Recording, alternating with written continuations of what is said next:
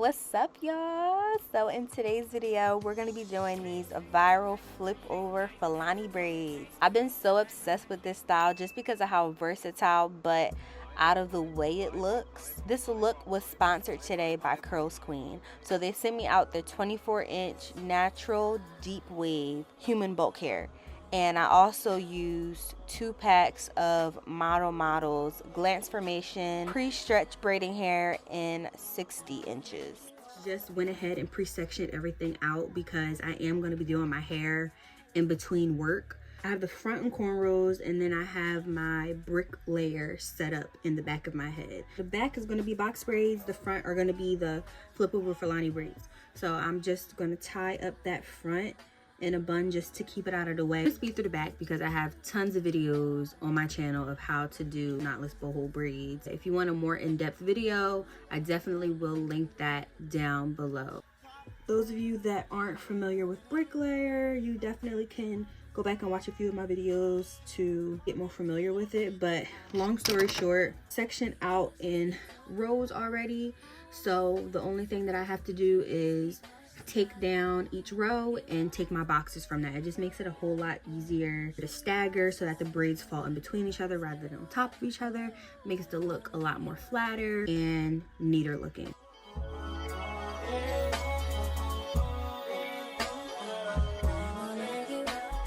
As I said before, these are just the typical boho knotless braids. So once I get to the end of my braid where my desired length is, I'm going to let the braid just hang, because when I'm done, I'm going to flexi rod the end.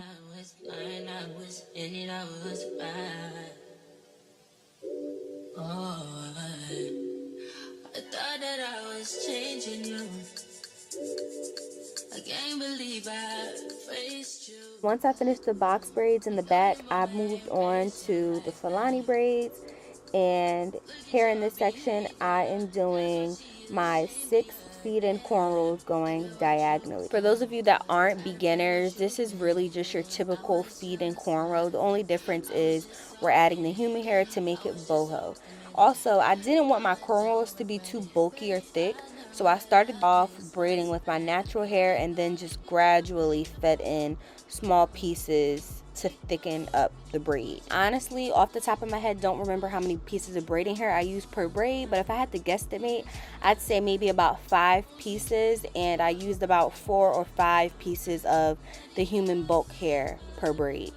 And now we're moving on to the sides, the fun part. So altogether, I had 5 rows on each side. Each row had a different type of braid. So the first row closer to my ear were triangle boho braids. The next row was another feed-in cornrow. The row after that were my crisscross cornrows, and the last row again was triangle boho braids. 3 days later, it's all about how you angle the comb. So first triangle is going to be upside down. Take my comb on an angle like that and just part upward on an angle. This is as triangle-like as this first one is going to get. I'm just going to use my clips to clip it off as I go, and I'm going to go back in and braid. I've always been really bad when it came to doing triangle braids or any type of shapes in my head. I guess the more I practiced, the better at it I got. I like to use the rattail comb, the thinnest one I can find. I got this from my local beauty supply store.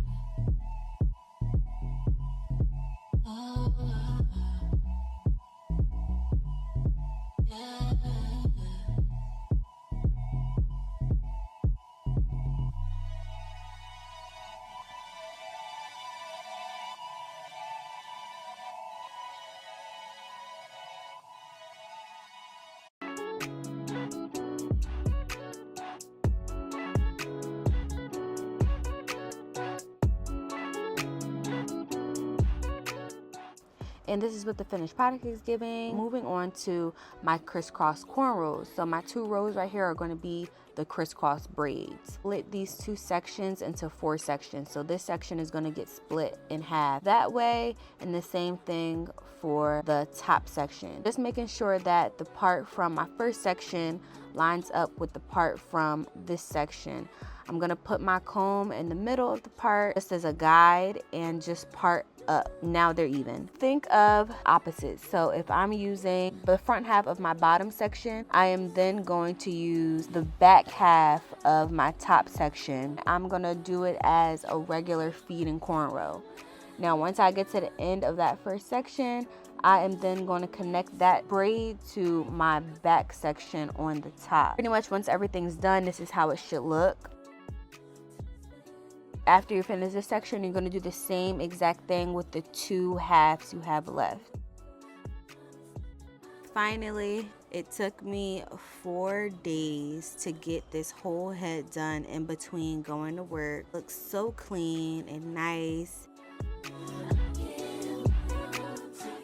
I'm just using my comb to comb through the ends. Now I'm going to wrap it around my rod rollers as tight as possible so that the ends can get ready to get dipped.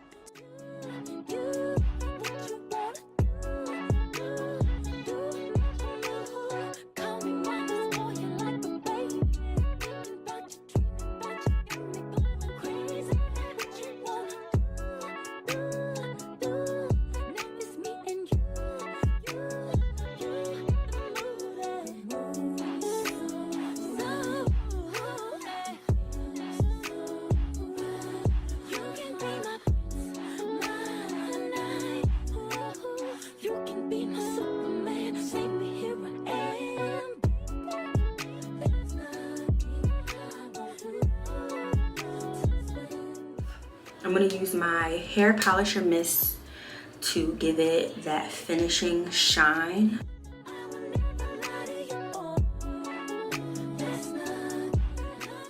Also helps with any type of tangling that you might experience. That is pretty much it. Honestly, I think this is probably one of my faves, and I've been waiting to try it for a little bit, and I am not unsatisfied. The hair itself was really soft. If I had to rate the hair out of 1 to 10, I would give it an 8. The only reason I wouldn't give it a 10 is because I went to go dip and boil the hair. My pot was like black. So some of the color definitely came out when I dipped the hair. It transferred onto anything besides my towel. So I'm thankful for that. Everything will be linked down in my description below if you guys want to check out the products and the direct link to the hair. They do also sell other curl patterns. They don't just have this one. Don't forget to like, comment, and subscribe for more videos like this one. Let me know your feedback and how you guys are feeling about this style. Thanks so much for tuning in today, and I will see you guys in my next video.